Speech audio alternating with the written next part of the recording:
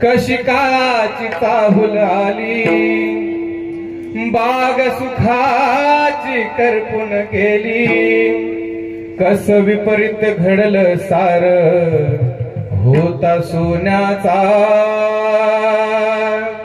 संसार, राजा राणीचा दरबार, होता सोन्याचा संसार, राजा राणीचा दरबार.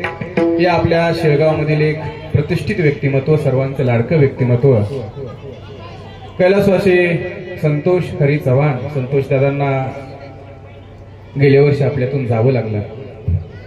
स्वातीताईंसोबत सांसारिक जीवन व्यतीत करत असताना ज्ञानोबा उक्तीप्रमाणे अवघाची संसार सुखाचा करीन, आनंदे भरीन तिन्ही लोक, या न्यायानं स्वातीताईंसोबत सांसारिक जीवन जगत असताना अतिशय सुंदर अशा प्रकारे आपला संसार फुलवला महाराज. पण अचानक कुठून कोणास ठाऊक कशी काळाची चाहूल आली आणि आमच्या संतोष दादांना घेऊन गेले महाराज. हा सुखी संसार आणि हा सुखी संसार सुरू असताना महाराज अचानक आमच्या संतोष दादांवरती काळानं आक्रमण केलं. गेल्या वर्षी संतोष दादांच्या प्रकृतीमध्ये अचानक बिघाड झाला आणि या संपूर्ण चव्हाण परिवार, त्यांचे बंधू असतील, त्यांची मुलं असतील, संपूर्ण परिवारानं संतोष दादांना वाचवण्याकरता आतोनात प्रयत्न केले महाराज. परंतु शेवटी आली देवाची या मना, आले देवाची या मना,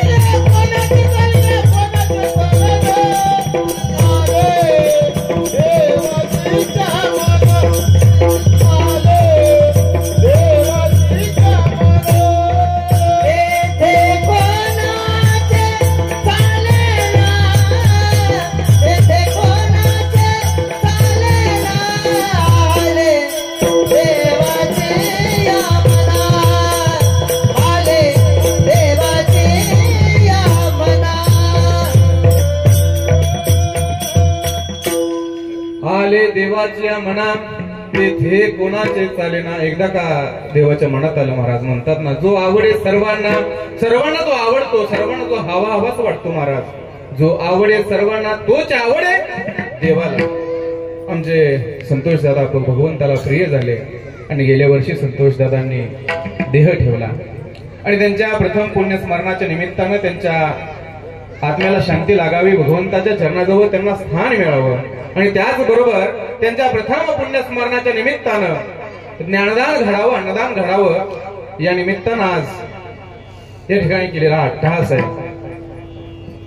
आज असं वाटत नाही महाराज की आजची कीर्तन सेवा ही मुक्ताई शेळगाव येथे होते. मला वाटतं या गावाला प्रति पंढरपूर म्हणतात, बरोबर ना? धाकलं पंढरपूर.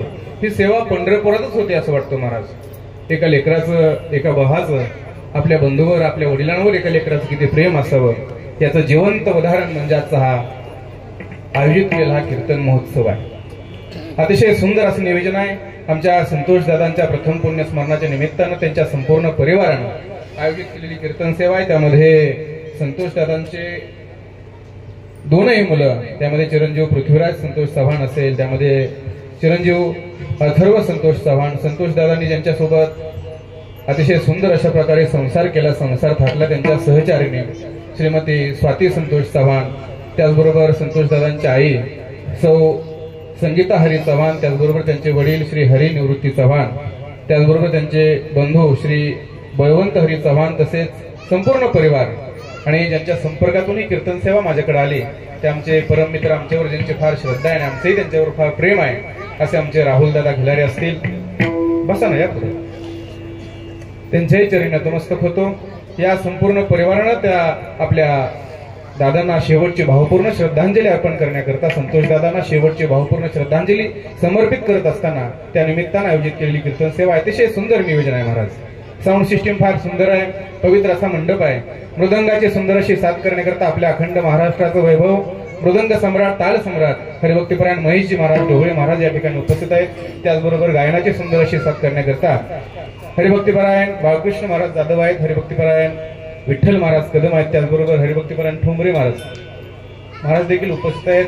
त्याचबरोबर आपल्या भागाचं वैभव संपूर्ण भजनी मंडळ, आता सर्वांचाच नामोल्लेख करणं शक्य नाही, सर्वांच्याच चरणावरती नतमस्तक होतो आणि सर्वांच्या मध्ये एकदा आपले गोरे चोपदार हे देखील या ठिकाणी उपस्थित आहेत. कुणाला वाटू नये की बाबा माझं नाव राहिलं. त्याचबरोबर आजचा हा जो कार्यक्रम या ठिकाणी होतोय, हा कार्यक्रम भविष्यात आपल्याला कधीही पाहता यावा. एका लिंक वरती क्लिक केल्याबरोबर आपल्याला हा संपूर्ण कार्यक्रम या जगाच्या पाठीवर कुठेही आपण गेलो तरी त्या ठिकाणी आपल्याला तो कार्यक्रम बघायला मिळणार आहे. त्याकरता आजच्या कार्यक्रमाचं चित्रीकरण करण्याकरता आपल्या महाराष्ट्रातील एक नामांकित असा युट्यूब चॅनल बाळूमामांचा हरिजागर आमचे गणेश दादा देखील या कार्यक्रमाचं शूटिंग करण्याकरता या ठिकाणी उपस्थित आहेत. त्यांच्याही चरणी नतमस्तक होतो. आणि त्याचबरोबर वक्ता कितीही मोठा असला महाराज, वक्ता कीर्तनकार कितीही मोठा असला तरी वक्ता तो वक्ता नव्हे श्रोते विन, म्हणून कीर्तन श्रवण करण्याकरता उपस्थित तुम्ही सर्वजण मायबाप सर्वांच्या चरणी नतमस्तक होतो आणि कीर्तनरूपी सेवेला प्रारंभ करतो. विठाला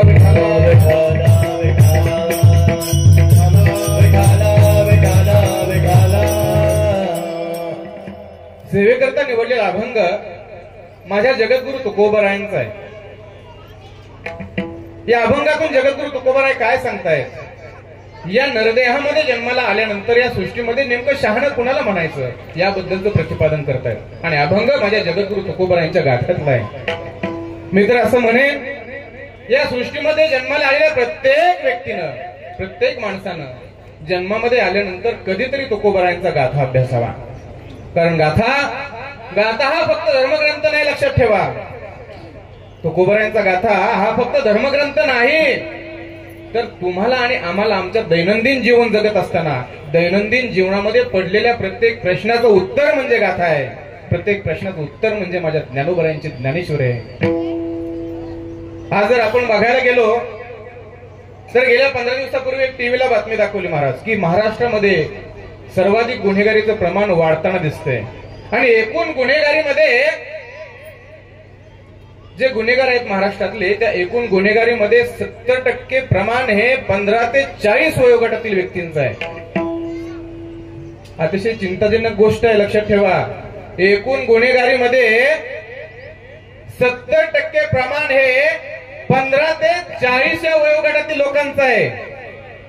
15 ते 40 हे वय आपण उमेदीचं वय म्हणतो महाराज. या वयामध्ये काहीतरी घडावं, काहीतरी करून दाखवावं, काहीतरी जगासमोर आपण वेगळा आदर्श निर्माण करावा. माझ्या माऊलींनी ज्ञानेश्वरी कधी लिहिली? छत्रपती शिवरायांनी स्वराज्याची शपथ कधी घेतली? याचा विचार आम्ही कधी करत नाही. मग हे तरुण जर असे गुन्हेगारीमध्ये जर वाहत चालले असतील, गुन्हेगारी प्रवृत्ती जर वाढत चालली असेल, तर त्याचं एकच कारण आहे महाराज. आम्ही बरं का, ते आमच्यावर घेतो. आम्ही महाराज मंडळी ज्ञानोबारायांचे, तुकोबारायांचे विचार त्यांच्यापर्यंत पोहोचवायला कुठेतरी कमी पडतोय. कारण कीर्तनाचं स्वरूप देखील अलीकडे बदलायला लागले ठोंबरे महाराज बरं का. विरोध करणं, सासू सुनेच्या गप्पा कीर्तनातून सांगणं हे म्हणजे कीर्तन नाही. अहो, अज्ञानाच्या तिमिराकडून ज्ञानाचा प्रकाश झोताकडे घेऊन जाणारा ग्रंथ म्हणजे माझे ज्ञानोबारायांचा गाथा आहे. दुःखाच्या डोंगरात दुःखाच्या पर्वताकडून सुखाच्या सागराकडे घेऊन जाणारा मार्ग म्हणजे माझ्या ज्ञानोबारायांची ज्ञानेश्वरी आहे. आणि ज्ञानोबारायांचे आणि तुकोबारायांचे विचार माझ्या पांडुरंग परमात्म्याच्या लीला या कीर्तनातून मांडायचे असतात महाराज. ज्याच्याकरता ग्रंथ निर्माण झाले, ज्याच्याकरता वेद निर्माण झाले, हे सांगायला कोणी तयार नाही आजकाल. आजकाल तुम्हालाही ऐकायचं म्हणतं, कीर्तनातून काय ऐकायला आवडतं? विनोद, सासू सुनेच्या गप्पा, पण याच्यात आपलं हित नाही, लक्षात ठेवा. म्हणून हे कुठेतरी बदललं पाहिजे, हीच या व्यासपीठावरून पांडुरंगाच्या चरणी प्रार्थना करतो.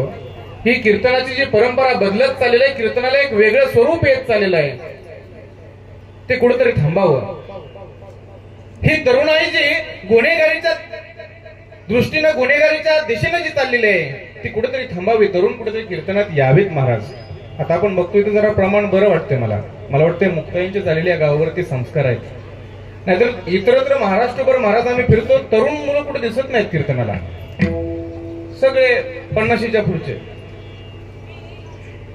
या गावाचा विशेष अभिमान वाटतोय की तरुण देखील बहुसंख्येने या ठिकाणी कीर्तनाला उपस्थित आहेत. आणि म्हणून आज सेवेला निवडलेला अभंग माझ्या तुकोबरांच्या गाथ्यातला आहे. अहो दगड तरले हो तुकोबरांच्या गाथ्यासोबत, तर तुम्ही आम्ही का तरणार नाही? तुकोबरांच्या गाथ्यासोबत दगड तरले दगड महाराज. तुकोबरांचा गाथा बुडवला इंद्रायणीमध्ये, फक्त गाथा नाही बुडवला, तो गाथा परत वरती येऊ नये म्हणून त्याला दगड बांधले महाराजांनी बुडवला. पण तो गाथा, त्या गाथ्यामध्ये एवढं सामर्थ्य आहे की तो गाथ्यासोबत दगड सुद्धा तरला महाराज, तर तुम्ही आम्ही का तरणार नाही? म्हणून तुकोबरांच्या गाथा कधीतरी जीवनामध्ये आल्यानंतर अभ्यासावा. दररोज कमीत कमी तुकोबरांचा एक तरी अभंग आपल्या वाचनातून जावा. तुम्ही जर माझ्या तुकोबरांच्या गाथ्यावर प्रेम केलं तर निश्चित तुकोबराय तुमच्यावर कृपा केल्याशिवाय राहणार नाहीत. आणि या तुकोबरांच्या गाथेतील अभंग आज सेवेकरता निवडलेला आहे. या अभंगातून तुकोबराय तुम्हाला मला काय सांगतायत? तुम्हा जड जीवनात तुकोबराय उद्देश करतायत की नेमकं शहाणं म्हणायचं कुणाला बाबा? तुका म्हणे जाणे ऐसे दुर्लभते शाने. आता शहाणा या शब्दाविषयी जर आपण विचार केला तर शहाणा या शब्दावरून अनेक विभूती प्रत्यय आहेत महाराज, मतमतांतर आहेत. कुणी कुणाला शहाणं म्हणतं, कुणी कुणाला शहाणं म्हणतं. बघा, घरामध्ये जर एखादं लहान लेकरू सारखं खोड्या करत असेल, सारखं कशावरून हट्ट करत असेल, वारंवार मोबाईल बघत असेल, तर त्याची आई, त्याची माऊली त्याला काय सांगते? हो बाळा, अरे तू शहाणा आहेस की नाही? तू शहाणा आहेस ना? ते म्हणतो हो आहे, मी शहाणा आहे. त्यालाही मूर्ख म्हणलं आवडत नाही महाराज. आहे मी शहाणा आहे. मग शहाणी मुलं असे हट्ट करत नाहीत, शहाणी मुलं खोड्या करत नाहीत. मग त्या आईनं त्या लेकराच्या दृष्टीने केलेली शहाणा या शब्दाची व्याख्या बरोबर आहे का? ही व्यावहारिक दृष्ट्या केलेली व्याख्या झाली महाराज. पण तुकोबरायांनी आज जी शहाणा या शब्दाची व्याख्या तुम्हाला मला सांगितलेली आहे, ती व्याख्या ही अध्यात्माच्या दृष्टीने सांगितलेली आहे. मग नेमकं कुणाला शहाणं म्हणायचं? तुकोबराय म्हणतात जे अशा प्रकारचं जाणतात ते शहाणे. मग नेमकं तुकोबराय कुणाला शहाणं म्हणतायत? महाराज सेवेला निवडलेल्या अभंगाच्या प्रथम चरणातून सांगतात. बहुता जन्मांते बहुता जन्मांते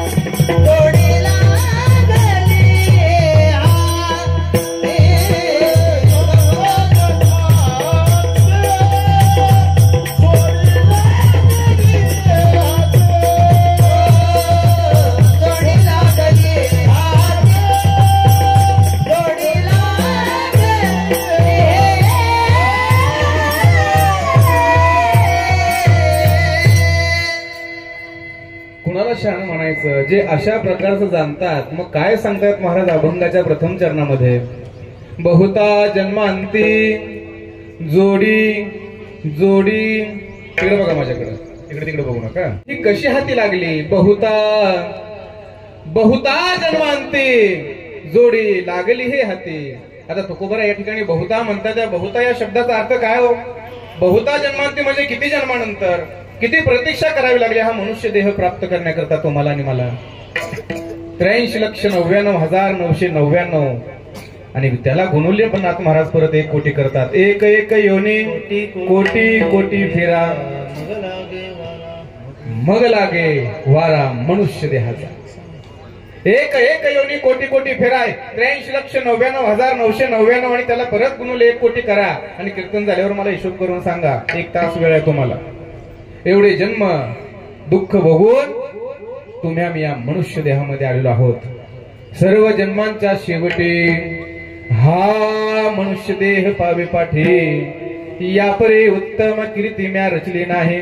कारण येणे जन्म मज ओळखावे येथेची आपणाते उद्धारावे आणि येथेची जोडावे नरक यातनेसे. सर्व जन्मांच्या शेवटी 83,99,999 जन्म दुःख भोगल्यानंतर आणि मग भगवंतानं तुमच्यावर आणि माझ्यावरती कृपा केली आणि आपण या मनुष्य देहामध्ये आलेलो आहोत. लक्षात ठेवा. असंच नाही आलो महाराज. फार त्रास सहन केला मी. सहज या ठिकाणी व्यासपीठावरून सांगावं 83,99,999 आणि गुणुले 1 कोटी म्हणावं आणि तुम्ही सहज ऐकून घ्यावं एवढी सोपी गोष्ट नाही. लक्षात ठेवा. एवढे जन्म दुःख भोगल्यानंतर तुम्ही आम्ही या मनुष्य देहामध्ये आलेलो आहोत. पण हा मनुष्य देह हा नरदेह तुम्हाला आणि मला समजला का? प्रामुख्याने 3 प्रकार पडतात. काहींना हा नरदेह कळालाही नाही आणि मिळालाही नाही. बघा, काहींना हा नरदेह मनुष्य देह कळालाही नाही आणि मिळालाही नाही. काहींना हा मनुष्य देह हा नरदेह कळाला पण मिळाला नाही.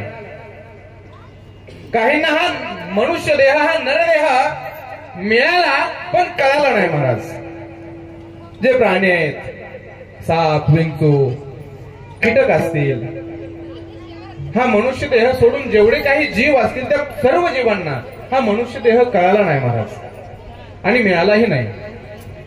त्यानंतर दुसरा प्रकार येतो की हा नरदेह कळाला, मनुष्य देह कळाला पण मिळाला नाही. इच्छा असून सुद्धा मिळाला नाही.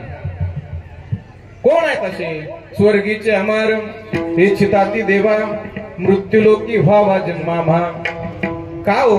स्वर्गातले देव या मृत्यू लोकामध्ये जन्म व्हावा, मनुष्य जन्म आम्हाला मिळावा अशा अपेक्षा का ठेवतात?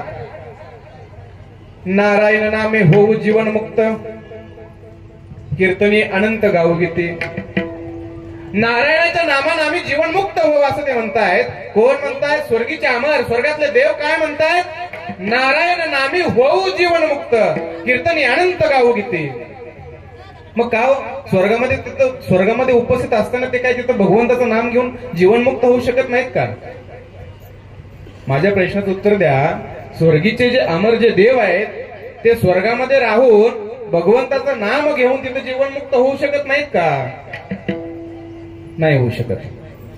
कारण स्वर्गामध्ये आपण जे कर्म करतो, मग ते चांगलं असो किंवा वाईट असो, त्या केलेल्या कर्माचं पाप अथवा पुण्य त्या ठिकाणी उत्पन्न होत नाही, निर्माण होत नाही. या कलियुगाचं एक तेवढंच महात्म्य आहे महाराज. या ठिकाणी आल्यानंतर नामाच्या साधनेनं भगवंताला आपलंच करण्याचं सामर्थ्य मृत्यू लोकामध्ये आहे. आणि म्हणून स्वर्गीचे अमर इच्छिताती देवा आणि मृत्यूलोकी व्हावा जन्मामा.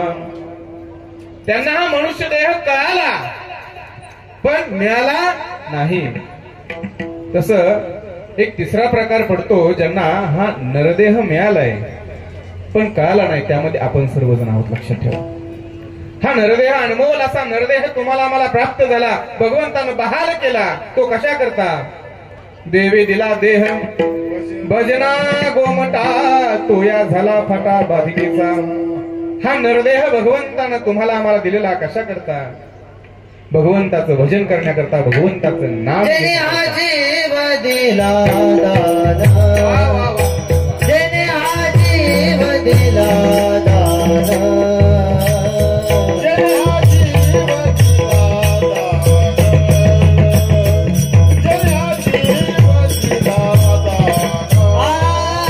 तयाचे करीन जगना, तयाचे करीन जगना, तयाचे करीन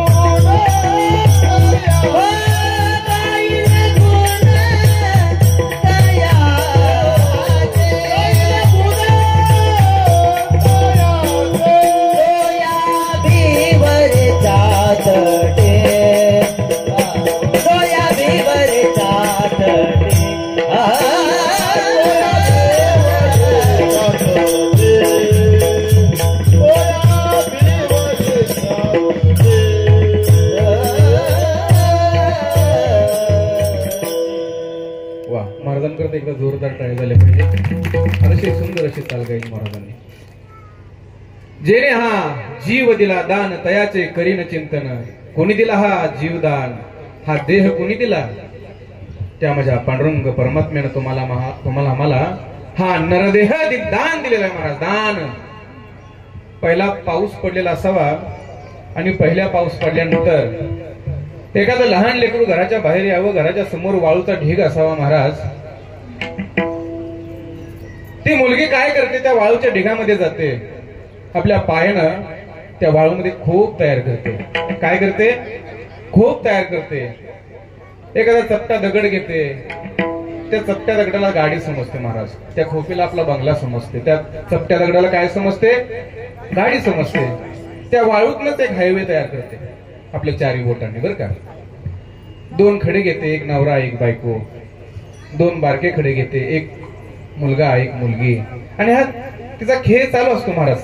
अगदी पाऊस उघडल्यापासून ते सायंकाळ होईपर्यंत अगदी त्या खेळामध्ये रंगून जाते. ते काय करते? त्या खेळामध्ये रंगून जाते आणि सायंकाळ होते महाराज. आणि सायंकाळ झाल्याबरोबर तिची आई तिला बोलवायला येते आणि तिला म्हणते, अगं चल, सायंकाळ झाली, अंधार पडला, चल घरी. आणि मग महाराज ती त्या अतिशय मग्न झालेल्या त्या खेळातून बाहेर येते आणि भानावर येते. अरे, एवढा वेळ आपण ज्याच्यामध्ये रंगून गेलो, एवढा वेळ आपण ज्याच्यामध्ये रंगून गेलो, तो सगळा संसार, तो बंगला, ती गाडी, ते नवरा बायको, ती मुलं, हे सगळं काय होतं? हे सगळं खोटं होतं महाराज. आणि आईनं बोलवल्याबरोबर, ती आईचं बोट पकडल्याबरोबर काय करते महाराज? तिने एवढ्या प्रेमानं ते जे घर बनवलेलं असतं, सगळं ते घर सजवलेलं, ते हायवे तयार केला, ती गाडी वगैरे सगळं काय करते? ज्या पायानं बनवलं, जाताना त्याच पायानं मोडते ना, ते मोडून टाकते सगळं. अगदी तसंच ज्या बापानं तुम्हाला आम्हाला या नरदेहामध्ये जन्माला पाठवलेलं आहे, हे घर, हे दार, हे बायको, हे प्रपंच, हे सर्व संसार एक दिवस सोडून आपल्याला सर्वांना हे जायचंय. ज्यावेळेस आपल्या आईच आपल्याला बोलावून येईल, आपल्या आई ज्या वेळेला म्हणेल, अरे चल, आपल्या स्वस्थाने आपल्याला निघून जायचंय, त्यावेळेला हे सगळं महाराज सोडून जावं लागतं. हा संसार इथंच राहतो महाराज. काहीही आपल्याला सोबत घेऊन जाता येत नाही, फक्त एकच आपल्याला सोबत घेऊन जाता येतं, ते म्हणजे भगवंताचं नाम. माझ्या पांडुरंग परमात्म्याचं नाम फक्त आम्हाला सोबत घेऊन जाता येतं. आणि म्हणून या नरदेहामध्ये आल्यानंतर त्या भगवंताचं नामस्मरण केलं पाहिजे. भगवंताला आपलंसं करण्याच्या दृष्टीनं आपण प्रयत्न केले पाहिजेत. भगवंताला आपलंसं करण्याचं सर्वात सोपं साधन आहे ते म्हणजे भगवंताचं नाम. सर्वापरिसुत्तम साधन करे माझे नामस्मरण, उचिष्ट नको करू मनाने काठाई, जैसे का पतिव्रता अन्य धर्म नेणे सर्वता. पतिव्रता स्त्री आहे महाराज, तिला आपला पती सोडून दुसरं काय दिसत नाही. जे काय होतं वैकल्य जीवनामध्ये करते ते आपल्या पती करता करते. मगाशी आम्ही बघत होतो आमच्या स्वातीताईंनी जो हंबरटा फोडला होता, ह्याला म्हणायचं महाराज खरं पतिव्रता. आपल्या पतीच्या जाण्यानं जे काय दुःख होतं, जे काय यातना होतात, त्या स्वातीताईंना विचारा तुम्ही. पतिव्रता स्त्रीचं जसं आपल्या पतीवरती प्रेम असतं, जैसे का पतिव्रता अन्य धर्म नेणे सर्वता, सर्व व्रतदान कथा पतीचे कारणे, का चातक पक्षिया तो स्मरे मेघराया, भूमीचे उदक तया घेण्याची नाही. चातक नावाचा पक्षी आहे, जमिनीवरचं पाणी कितीही स्वच्छंदी झरा असू द्या महाराज, कितीही स्वच्छ पाणी असू द्या, तुम्ही फिल्टर केलेलं बिस्लरीचं पाणी एका ठिकाणी ते भांड्यामध्ये ओतून ठेवा, तो चातक नावाचा पक्षी त्याच्यामध्ये आपली चोच बुडवत नाही. का चातक पक्षिया तो स्मरे मेघराया, भूमीचे उदक तया घेण्याची नाही. चातक नावाचा पक्षी भूमीवरचं पाणी पित नाही, कितीही स्वच्छ असू द्या. पाऊस पडत असताना पावसाचं पाणी वरचीवर हवेत महाराज तो प्राशन करतो आणि पुढचा पाऊस पडेपर्यंत तेवढ्या पाण्यावरती आपलं आयुष्य व्यतीत करतो. का चातक पक्षिया तो स्मरे मेघराया, भूमीचे उदक तया घेण्याची नाही. तैसे मजविन जाण न करी दुजियाचे स्मरण, काही मिळाल्या ब्रह्मार्पण करी पार्था. अर्जुना मी तारिता आणि मारिता, अर्जुना मीच उद्धरिता, मज वाचून सर्वथा सृष्टी रक्षिता कोण असे. पत्र पुष्प फल उदक हे भजन माझे सात्विक, नको सुचू देऊ यावी न मज वेगळे. भगवंताला काय आवडतो? भगवंत सांगताय त्या ठिकाणी पत्र पुष्प फल उदक हे भजन माझे सात्विक. आम्ही कशाच्या मागे लागलो? आम्ही भगवंताला काय देतो महाराज? आमच्या देवाला द्यावंच लागतो. वर्षातून एकदा का होईना महाराज आमच्या देवाला हे द्यावंच लागतं. भगवंत या ठिकाणी सांगतायत, अर्जुनाला उपदेश करताना काय म्हणतायत? पत्र पुष्प फल उदक हे भजन माझे सात्विक. आणि नको सुचू देऊ यावी न मज वेगळे. आणि म्हणून या भगवंताला आपलंसं करण्याच्या दृष्टीनं आम्ही प्रयत्न केले पाहिजेत. माझे पंचप्राण मिळवणी पृथ्वी आप तेज वायू गगन हे गेल्या फाकून मग उरे माया भ्रांती. आणि म्हणून अर्जुना बहुता जन्मांते जोडी लागली हे हाती. मनुष्य देह साठाव धरी पांडुरंगी भाव. हा मनुष्य देह अनेक जन्म प्रतीक्षा करून प्राप्त झालाय तर भगवंताचं नाम घ्या. अहो आजपर्यंत अनेक संतांनी ज्ञानोबर असतील, तुकोबर असतील, चोखोबर असतील, नामदेव असतील, आदी करून जेवढी संत मंडळी आदिशक्ती मुक्ताबाई असतील, सर्व संतांनी आपल्याला उपदेश करताना एकच सांगितलं की भगवंताचं नाम घ्या, भगवंताचं नाम घ्या. पण आमच्या मुखामध्ये काय भगवंताचं नाम येत नाही.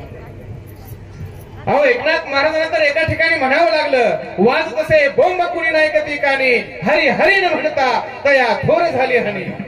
आम्ही बोंब ठोकून सांगतोय पण आमचं ऐकायला तर कोणीही तयार नाही. काय म्हणायची वेळ आली एकनाथ महाराजांना? वाजत असे बोंब कोणी न ऐकती कानी हरी हरी न म्हणता तया थोर झाले हनी. या भवसागरामध्ये जीवन व्यतीत करत असताना ठेसकातोय, पडतोय, खड्ड्यात जातोय, पण त्याला भगवंताची आठवण काय येत नाही महाराज.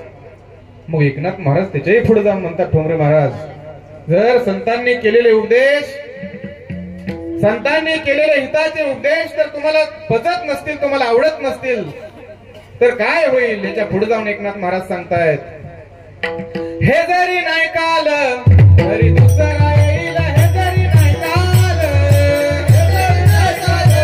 तरी दुसरा येईल. हे जरी नाही काल सरते शेवटी काळ बांधून नेईल. सरते शेवटी सरते शेवटी काळ बांधून नेईल. सरते शेवटी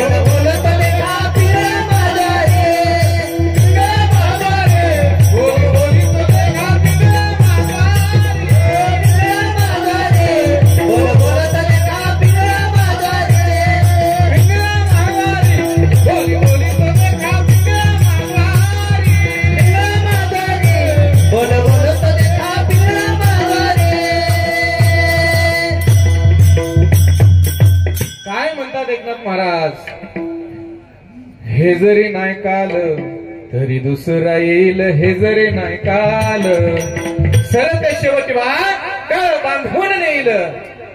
वेळोवेळी सावध केलं. आयुष्य जात आहे पहार काळ जपत स्वहिताचा घोरवा ध्यानी राहा श्रीहरीच्या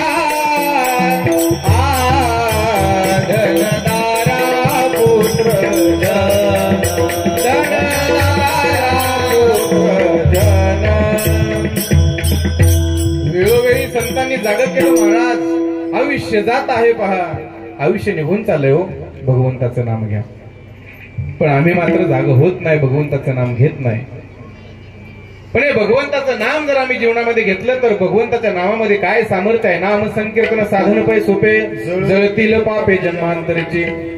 आणि नाम घ्यायला काही साधन न लगती सायास. साधन करायची गरज नाही. न लगती सायास. अजिबात सायास करू नका. न लगती सायास जावे वनांतरा सुखे तो घरा नारायण. ठाई जवळ सोनी करा एक चित्त आवडी अनंत आळवावा. एवढं सामर्थ्य माझ्या भगवंताच्या नामामध्ये आहे. म्हणून या जीवनामध्ये आल्यानंतर भगवंताचं नाम घ्या. आता या ठिकाणी गोड असं भजन आपण या ठिकाणी करणार आहोत. सर्वांनी एकदा हात वरती करायचे आहेत. आज ज्या ठिकाणी कीर्तन होत असतं त्या ठिकाणी जगाचा बाप पांडुरंग परमात्मा हा उभा असतो. नारदाला उपदेश करत असताना भगवंताने सांगितलं, नारदा माझे भक्त गाती जेते, नारदा मी उभाच येते. आज या ठिकाणी आमच्या संतोष दादांच्या प्रथम पुण्यस्मरणाच्या निमित्तानं हा आयोजित केलेला टास आहे, आयोजित केलेली कीर्तन सेवा आहे.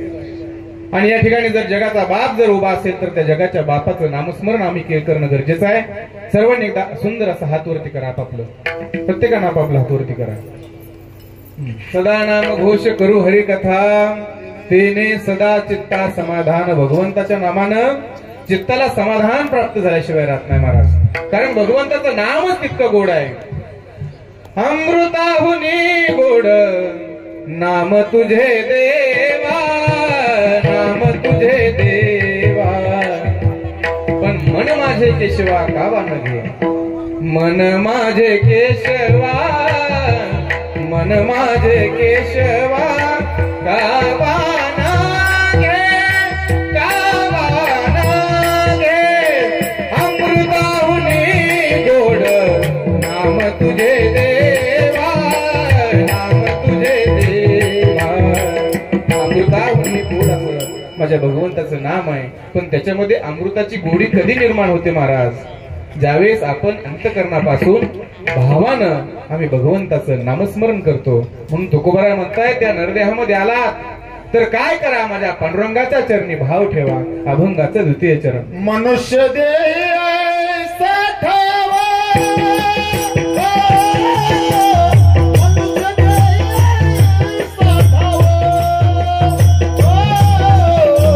मनुष्य देह साठावा, मनुष्य देहा ऐसा ठाव, मनुष्य देहा ऐसा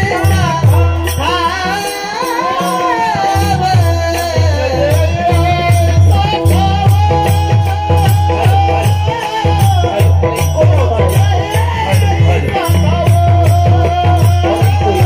मनुष्य देहा ऐसा ठाव, मनुष्य देहा ऐसा ठाव.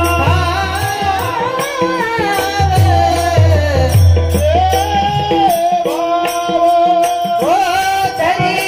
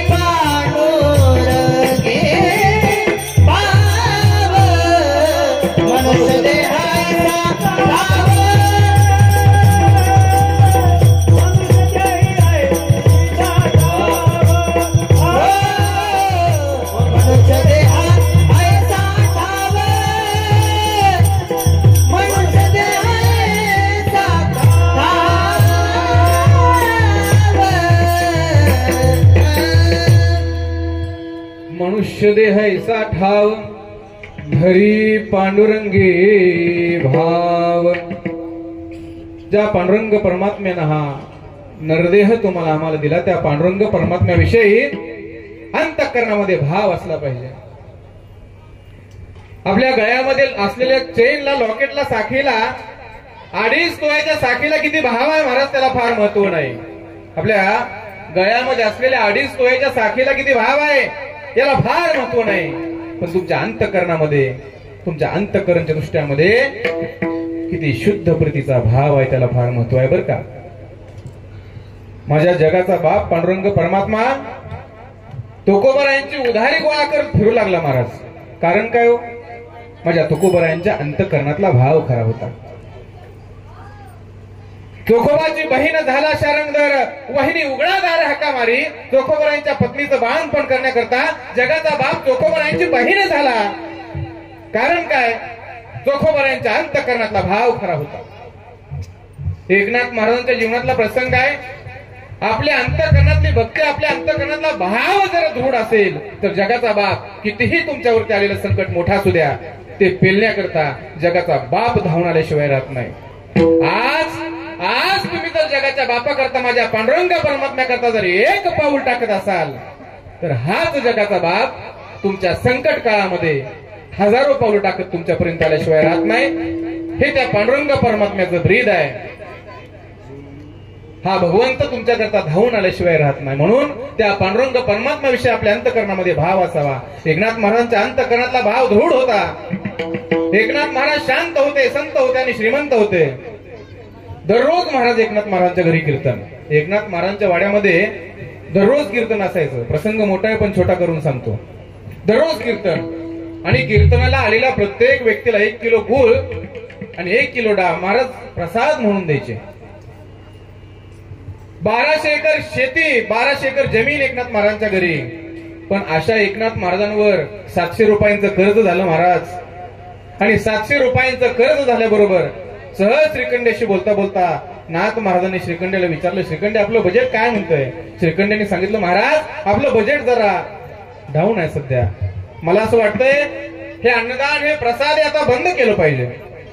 एकनाथ महाराज म्हणाले, नाही, अरे काहीही झालं तर हे प्रसाद, हे अन्नदान बंद होणार नाही, भजन कीर्तन बंद होणार नाही. एकनाथ महाराजांनी 700 रुपयांचं कर्ज घेतलं महाराज. तेव्हाचे 700 रुपये कर्ज म्हणजे आत्ताचे किती हिशोब करा. तेव्हाचे 700 रुपये म्हणजे आत्ताचे जवळजवळ 7 कोटी रुपये. एवढं कर्ज एकनाथ महाराजांनी एका सावकाराकडून घेतलं. आणि काही दिवस झाले बरोबर महाराज, जेव्हा आपण अडचणीत असतो, एखादा व्यक्ती ज्यावेळेस अडचणीत असतो त्यावेळेस त्या व्यक्तीला आणखी अडचणीत आणणारे आपल्याच गावातले, आपल्याच जवळचे काही व्यक्ती असतात. एकनाथ महाराजांनी 700 रुपयांचं कर्ज घेतलं आणि ते कर्ज घेतल्याबरोबर सावकाराला एका व्यक्तीने त्या ठिकाणी जाऊन सांगितलं, सावकार तुम्ही नाथ महाराजांना 700 रुपयांचं कर्ज दिलं वाटतं? हो दिलं. अहो दिवाळा निघलंय नाथ महाराजांचं, तुमचे 700 रुपये बुडले आता. दुसऱ्या दिवशी महाराज सावकाराच्या घरी, तो सावकार एकनाथ महाराजांच्या वाड्यामध्ये आला. एकनाथ महाराजांना म्हणू लागला, एकनाथ महाराज मी तुम्हाला दिलेलं 700 रुपयांचं कर्ज मला आत्ताच्या आता परत करा.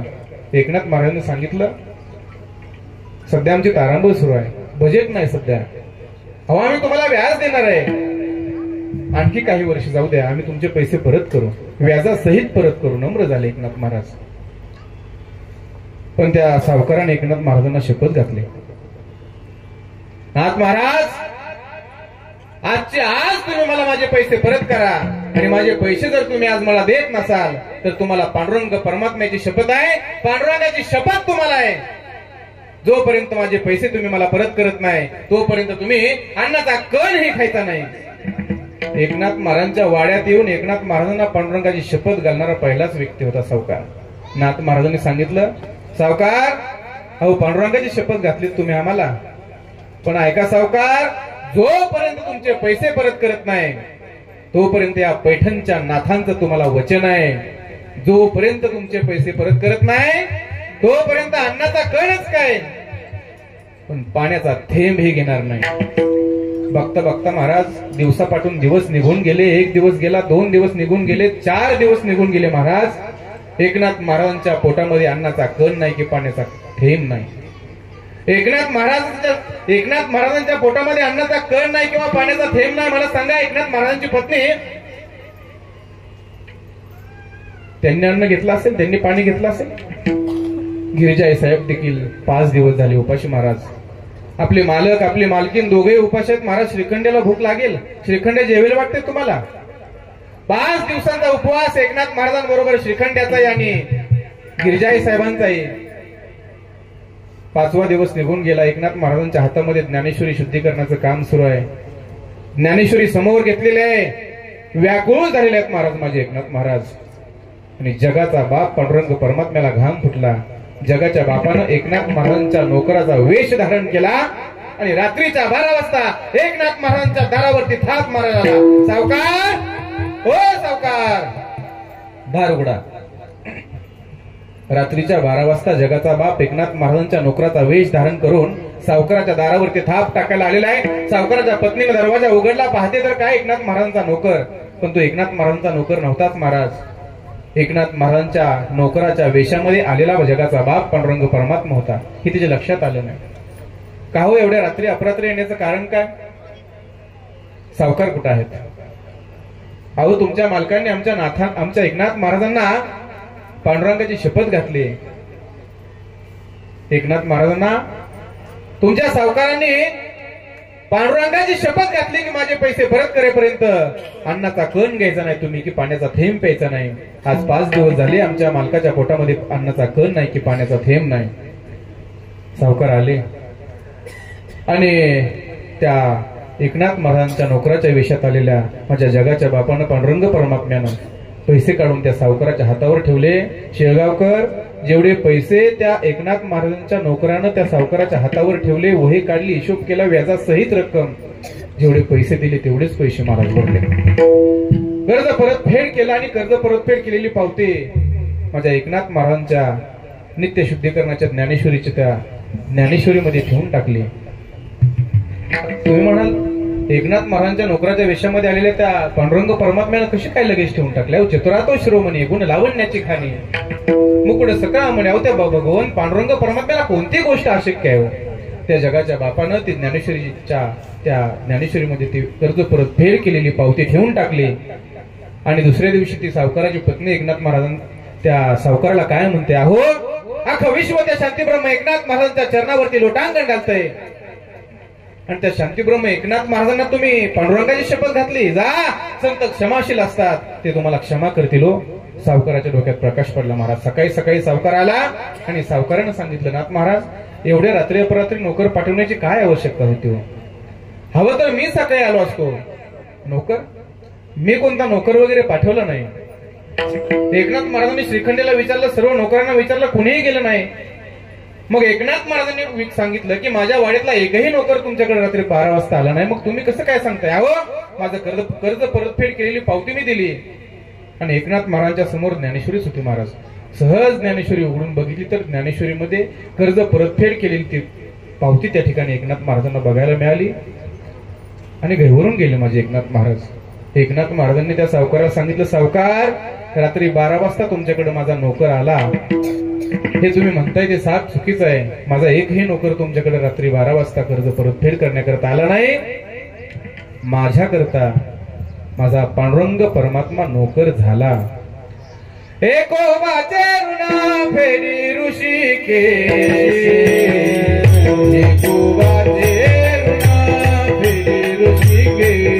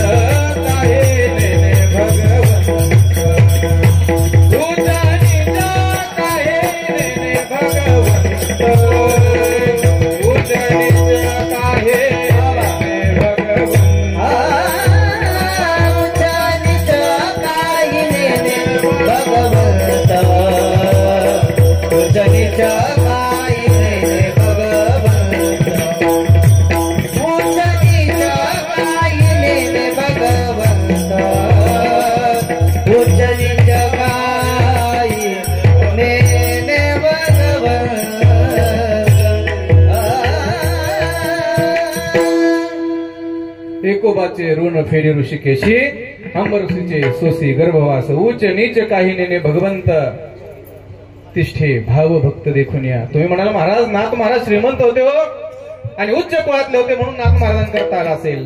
अहो फक्त नाथ महाराजांकरताच धावून आला का? नरहरी सोनारा घडू फुंकू लागे, चोखा मेळ्या संगे ढोरे उडी.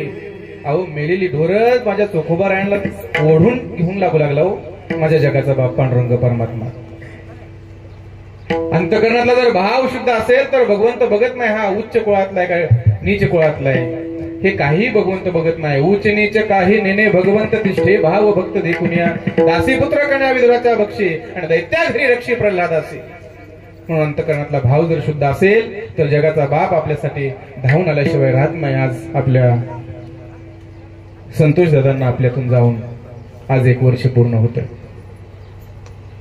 गेल्या वर्षी संतोष दादांनी देह ठेवला आणि या संपूर्ण चव्हाण परिवारावरतीच नव्हे तर संपूर्ण मुक्ताई शेगाव संपूर्ण ग्रामस्थांवरती एक दुःखाचा डोंगर कोसळला महाराज. अस्थाला गेलेला सूर्य दुसऱ्या दिवशी पुन्हा उगवेल. एखाद्या गावी गेलेला व्यक्ती पुन्हा घरी येईल महाराज.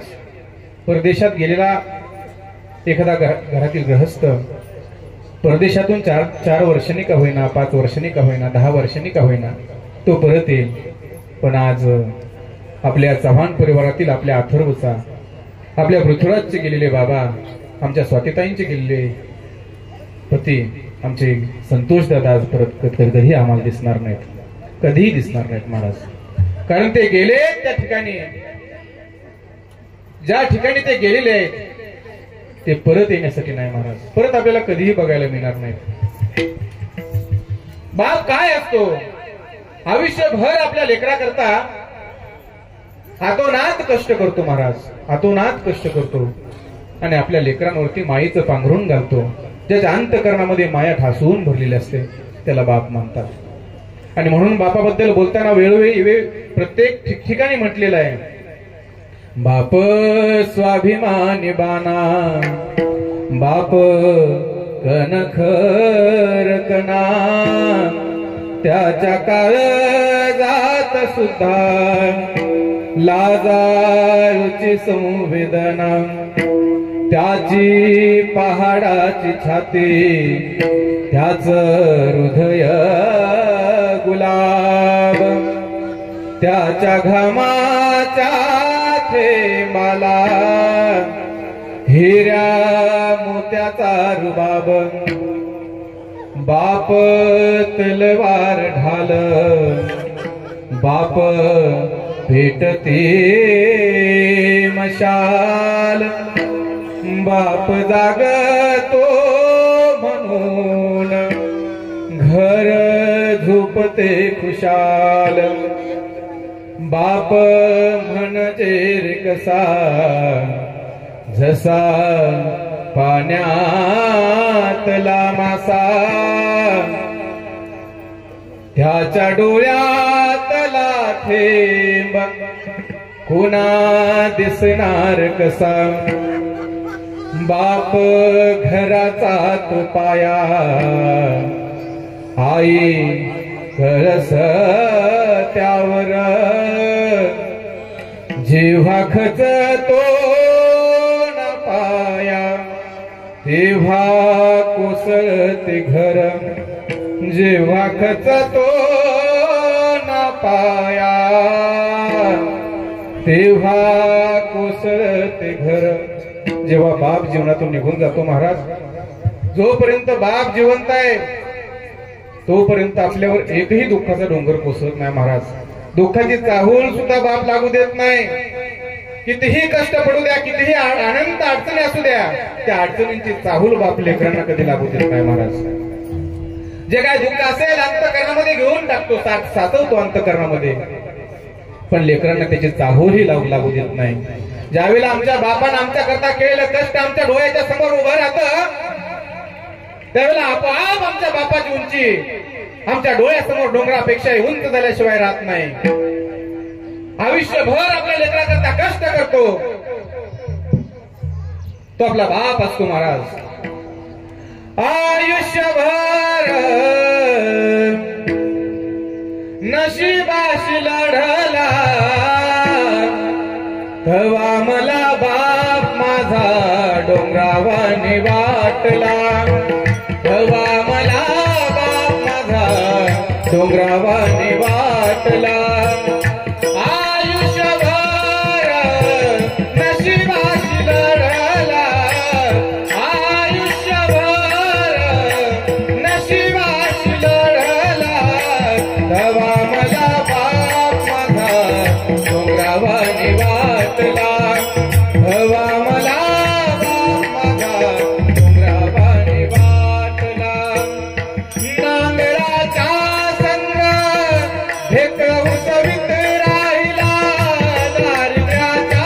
जखमा कष्टाने शिवत राहिला नांगराचा संग ढेकळ उसवीत राहिला दारिद्र्याच्या जखमा कष्टाने शिवत राहिला तळहाताचा पण करून संसार मेलविला त्याने संसार मेलविला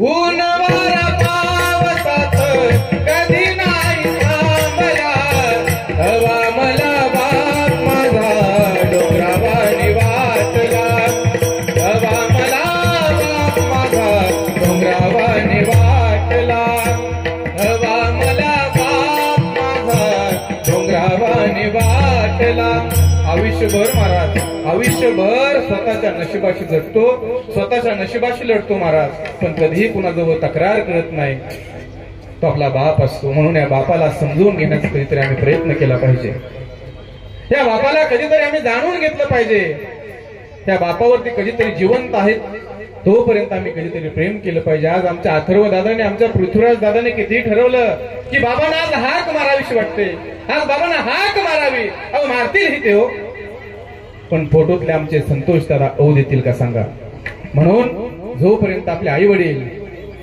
जिवंत आहेत फोटोमध्ये जाण्याच्या अगोदर आपल्या आई वडिलांवरती प्रेम करा आणि त्यांचा आशीर्वाद घ्या कारण हाताचा पाना करून त्यांनी आम्हाला तर हाताच्या फोडाप्रमाणे लहानाचं मोठं केलेलं असतं आणि आयुष्यभर हा बाप आम्हाला स्वाभिमानानं जगायला शिकवतो स्वतःही स्वाभिमानानं जगतो आणि आपल्या लेकरांनाही स्वाभिमानानं जगायला शिकवतो बाप स्वाभिमानी बाना बाप घनखर कणा त्याच्या काळजात सुद्धा लाजाळूची संवेदना त्याच्या काळजात सुद्धा लाजाळूची संवेदना त्याची पहाडाची छाती त्याचं हृदय गुलाब अहो एवढा आपला असणारा बाप आपल्यावरती माईचं पांघरून घालतो म्हणून त्या आई वडिलांना कधी विसरू नका तुम्ही लहान होता दादा तुम्ही लहान होता तुमच्या तोंडामध्ये दात नव्हते त्यावेळेला तुमच्या आईने तुमच्या वडिलांनी भाकरीचा काला करून बारीक करून खुसकरून महाराज तुम्हाला खाऊ घातला मग आज तुमचे वडील तुमच्या आईच्या तोंडामध्ये तुमच्या वडिलांच्या तोंडामध्ये दात नसतील त्यांना खाता येत नसेल त्यावेळेला दुधाचा काला करून बारीक खुसकरून त्यांच्या मुखामध्ये घालायला अजिबात लाज वाटू देऊ नका जिवंत आहेत तोपर्यंत त्यांची सेवा करा जिवंत आहेत आई वडील तोपर्यंत त्यांच्याशी प्रेमाने बोला त्यांची सेवा करा सांगतोय सेवा सेवा सेवा सेवा म्हणजे तर नेमकं काय हो त्यांचं पाय दाबणं म्हणजे त्यांची सेवा आहे सुंदर असा एक झोपाळा आणायचा घरामध्ये बांधायचा आणि त्यांना झोका द्यायचा हे म्हणजे सेवा आहे का अहो एवढं केलं तर अधिक चांगलं पण कमीत कमी आपल्या आई वडिलांना वरच्या आवाजात न बोलता त्यांच्या अंतःकरणाला दुःख होईल असे शब्द न वापरता त्यांच्याशी 2 शब्द गोड बोला हेच त्यांचं म्हातारपणाचं टॉनिक आहे महाराज त्यांच्याशी प्रेमानं वागा करता येईल तेवढी त्यांची सेवा करा या जगामध्ये 4 देव असे आहेत ते सर्वांना दिसतात बरं का तुम्हालाही दिसतात मलाही दिसतात सर्वांना दिसतात ते 4 देव म्हणजे एक म्हणजे सूर्य एक म्हणजे चंद्र आणि उरलेले 2 देव आहेत ते म्हणजे आपली आई आणि आपले वडील त्यातले 2 देव आहेत सूर्य आणि चंद्र हे फक्त पुण्यवानालाच आशीर्वाद देतात आणि उरलेले 2 देव आपल्या आई आणि वडील ते पाप्यालाही आशीर्वाद देतात आणि पुण्यवानालाही आशीर्वाद देतात आपल्या पोटी जन्माला आलेली संतती आपल्या पोटी असलेला पोरगा व्यसनाच्या आहारी गेलाय दररोज आई वडिलांना मारहाण करतोय महाराज कुठलीच आई आपल्या लेकराला शाप देत नाही कुठलाच बाप आपल्या मुलाला शाप देत नाही म्हणून जोपर्यंत आपले आई वडील जिवंत आहेत तोपर्यंत आपल्या आई वडिलांची सेवा करा पांडुरंगाची भगवान परमात्म्याची सेवा केल्याने आई वडील मिळाले असं आजपर्यंत पाहिलं नाही पण आई वडिलांची सेवा केली आणि जगाचा बाप पांडुरंग परमात्मा भेटला असं मात्र पाहिले बरं का आणि म्हणून आजही दिंडीरवाणामध्ये पुंडलिकाची सेवा सुरू आहे आणि 28 युग झाली तरीही जगाचा बाप पांडुरंग परमात्मा आजही विठेवरती उभा आहे म्हणून जेवढी करता येईल तेवढी आई वडिलांची सेवा करा